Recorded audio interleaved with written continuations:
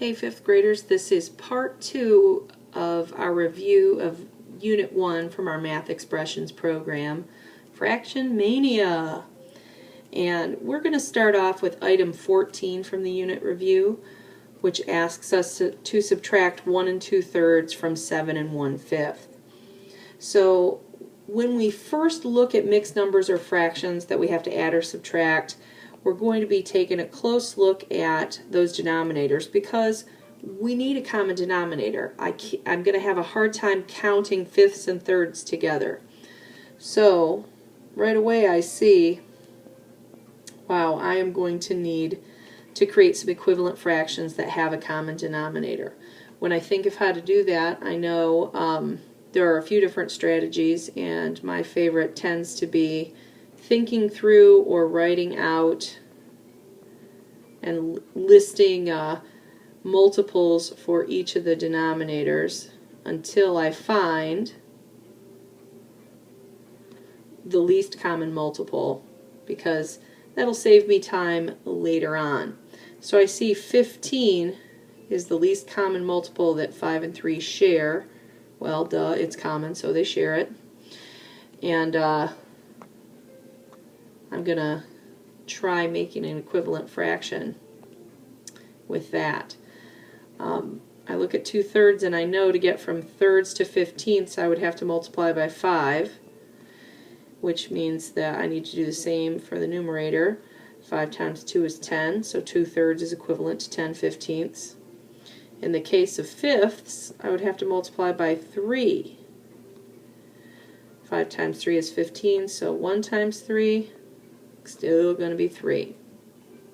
Well, that's great. I've got equivalent fractions, I'm counting with the same stuff, but here's my problem. I have 3/15 and I'm being asked to take 10/15 out of that. Well, I can't take 10 of something out of 3 of something. I'm going to have to do what we always do in this situation with subtraction. I'm going to have to ungroup something from a greater place value and regroup it and rename it in that fraction place value. So I see I've got 7 whole attached to that 3/15. I'm going to ungroup 1 whole, and that leaves 6. And I'm going to take that over here. Now I don't want to add 1 whole the way it is. I need to make it the way a fraction would be here. And if I'm counting in 15ths, that means that my 1 whole is going to be 15/15, because that's the 15ths equivalent. Now 15/15 plus 3/15 means I now have 18/15, and I can easily take 10 out of 18, and that's going to leave me with 8/15.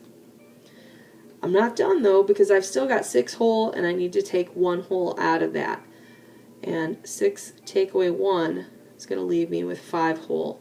Together, the difference between our two mixed numbers looks like it's 5 and 8/15. Now before I congratulate myself and move on, I need to think, is this in simplest form? Can I take that 8/15 and divide the numerator and the denominator by a common factor to reduce it? I can't. 1 is a common factor, 1 doesn't change anything. But 8 and 15 don't have any other common factors. 2, 3, 4, 5, 6, 7, 8. None of these are common factors of both 8 and 15. So that means this is already in simplest form. Let's take a look at an addition example. This is item 17 on the review. We have 1 5/8 and we want to add 2 1/2 to that. We're kind of back in the situation that we were in just a moment ago. I'm counting in eighths with one mixed number, I'm counting in halves with the other, and that's counting 2 different ways. I need to have a common denominator that I can add and subtract by. Again, I'm going to be thinking in my head, okay, 2, 4, 6, 8. Whoa, 8? 8, you say? Ha! 8 is a common multiple of 8 and 2. I love it when I can use a denominator that's already with one of my fractions, because then I don't have to create any kind of equivalent fraction. I've got what I need. Now, as far as 1/2 goes, to go from halves to eighths, I would have to break each half into 4 equal pieces. And that means 2 times 4 is going to get me 8. Same rule for the numerator. 1 times 4, and I have 4. So all's looking well. I am ready to add. I'm going to go to my whole numbers. 1 plus 2 is 3. 5/8 plus 4/8 is 9/8. Bob's your uncle. Oh, but wait. I'm not done. That is not in simplest form. You know how I know? 9/8. 9/8 is a fraction greater than 1. And all of my whole number parts in this number should be over here in the whole number part of the mixed number. So I'm going to do a little reorganizing. I'm going to keep my 3 whole, and then I'm going to create a little addition sentence that breaks this 9/8 into wholes and parts. Well, in 9/8 I see 8/8, which equals 1 whole.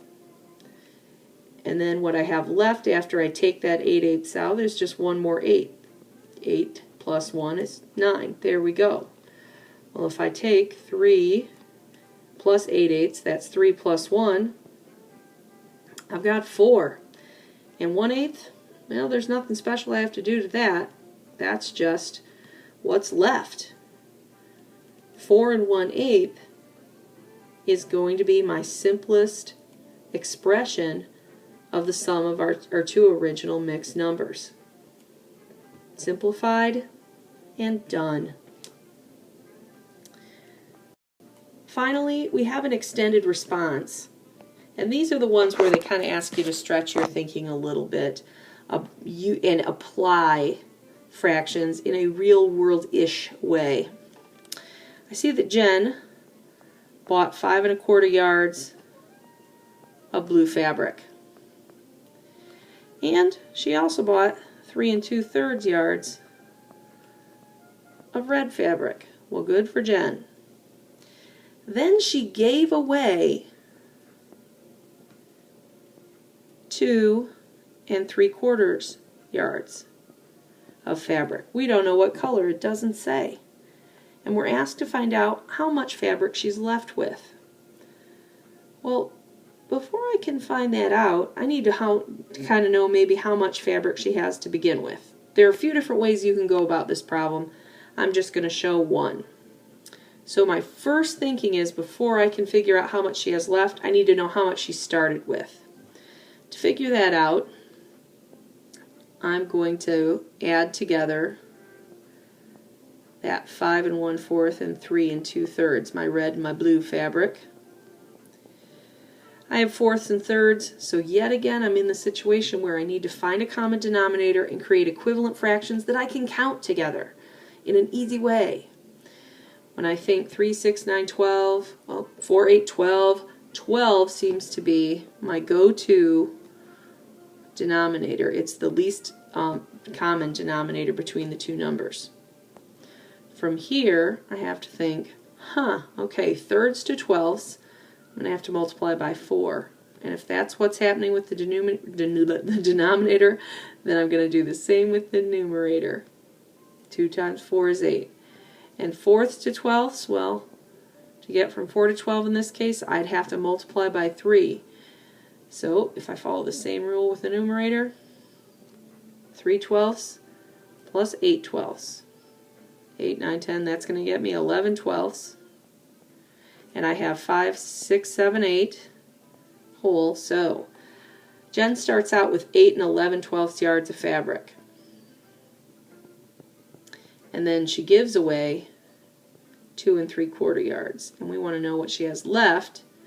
So now that I know my total, I'm going to take away what she gives away, and we will know what is remaining. Oh my goodness, here we go again. I'm counting in twelfths and in fourths. I can't count in both, but I know something. I know that 12 is a multiple of 12, and 12 is also a multiple of 4. How do I know that in my head? Because I know my multiplication facts, and so do you. And if you don't, you should start to study. That's good stuff to just have in your head. So I'm going to use 12 as a common denominator. In that case, 11/12 gets to stay the same. 3/4, on the other hand, is going to need to be converted. 4ths to 12ths, just like it was earlier, means I'm going to have to multiply by 3. Same with the numerator, leaving me with 9/12. From here, I just follow my operational rules. I have 8 take away 2, which is 6. 11 take away 9, which is 2. And in this case, I'm counting in 12ths, so it's 2/12. 6 and 2/12 is what she has left. Aha! But, we have a question we need to ask when we think we have that final mixed number or fraction, and that question is it in simplest form? Nope, it's not. Because 2/12, that can be simplified. I know this because 2 and 12 have a common factor other than 1. And that factor's 2. Which means I can divide both my numerator and my denominator by 2. My 6 won't change, but my 2/12 will get simplified into 1/6. My explanation for this is in my work. My explanation for this is in my work, and I could write a sentence or two saying, to be able to find the answer, I'm going to have to know how much fabric she started with, then I'm going to take away what she gives away. Another way I can think of, well, how do I say I think 6 and 1/6 yards is reasonable? Maybe I estimate. We'll make a little estimation bubble up here. I don't know why that has to be a bubble. It just is today.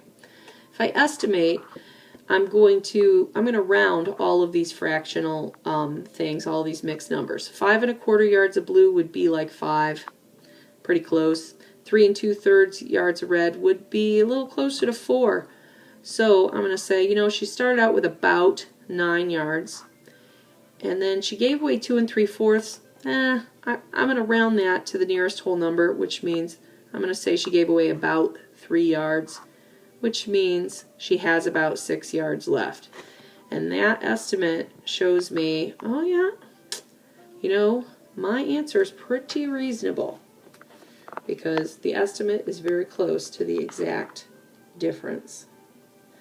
All right, go over your work. Make up and do problems for yourself. Ask a grown-up to check them with you. Ask them to watch through the video. Have fun with it. See you on test day.